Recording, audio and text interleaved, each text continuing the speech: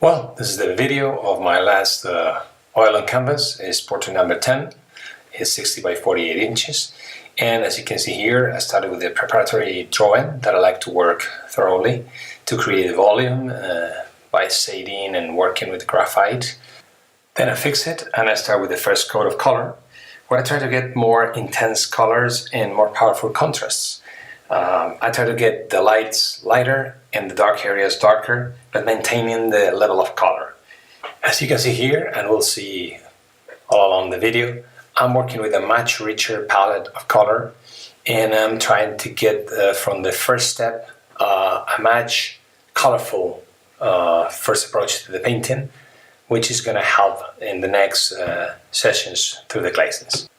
And here I start with the element I'm going to focus on in this video, the ear. I like it because it shows great contrast between lights and shadows. In this occasion for this video, I'm going to focus on transitions, to me the most important part of a painting. Transition is the passing from one element to the next one. And in the case of the ear, it will offer us fantastic and strong transitions on the left-hand side of the painting when touching the hair, and really soft and smooth transitions on the right-hand side when getting in contact with the rest of the face.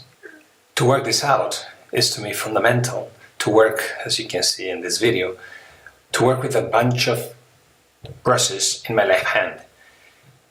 This group of brushes will contain the different tones of color that I'm gonna need, from the darker part of the hair to the brightest light in the ear.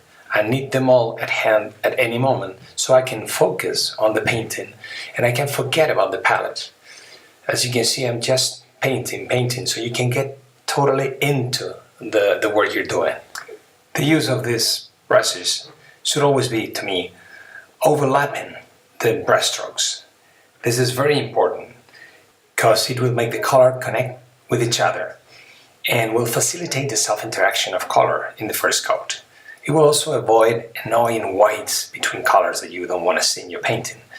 And all this will create a powerful volume in the first coat, which is vital to our work. And as you can see in the image, once we have set that first basic structure of the ear, we will keep going over and over on it during this first coat to make it richer and to integrate all different color in a balanced first image.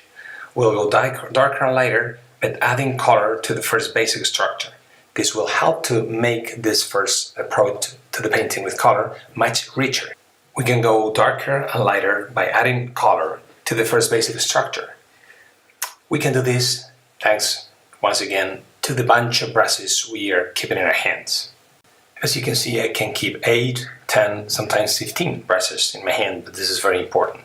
And it's also a key element in this part of the process, the density of color. It has to be fluid enough to let the color connect to each other and integrate easily and evenly, but also dense enough to cover the preparatory drawing completely. And we can see in the image how this density, if correct, allows us to place the paint over the naked canvas, or as you can see in these next steps, how it lays over the paint that we have already applied and mix with it perfectly to enrich that first structure of the ear that we talked about. And now we have finished the ear as an element and we start working on the nearby transitions. Here we can see how we work on the side of the face with lots of vivid colors. We can see the violets, lilacs, carmines, all kind of colors, and we can even exaggerate them because it will lose some power as we keep on working on them. And in my case, it will be great, this exaggeration, for next stages of the painting when we start with the glazings. And at this point, with the ear completed and working on basic transitions, working fine towards left, dark hair, and right, lighter tones of the face, it is important to appreciate the luminosity and powerful contrast we can get in this first approach with color, as opposed to what I used to do, softening too much light and contrast in the first coat of some of the paintings. We still haven't finished adding shades and hues, but it's already clear the way the ear sticks out and integrates in the painting at the same time. And of course it will get better when we finish covering the white surface of the canvas, especially in this dark areas of the hair that we're working on now. And now we can see in the image the brushstroke and transition softening.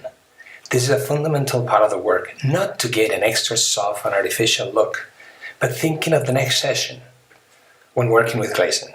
We do not want sharp or hard lines in our work when we start next day. To do this softening, we have two possibilities. We can work with or without paint in our brushes. For this first coat, since we have no color underneath, we have the preparatory drawing, we want it with paint, so it will not take the color with it. For our next session, with the whole painting already underneath, we can better use the haki. It's a watercolor Japanese brush, really soft, that will work great in this situation. And here we can see the stage where we took the year to. And from here on, we see the painting growing through similar kind of sessions. Sorry, because sometimes the pictures I'm using don't show the real color, but you can see how it grows in a balanced way in a similar group of colors as it did with the year.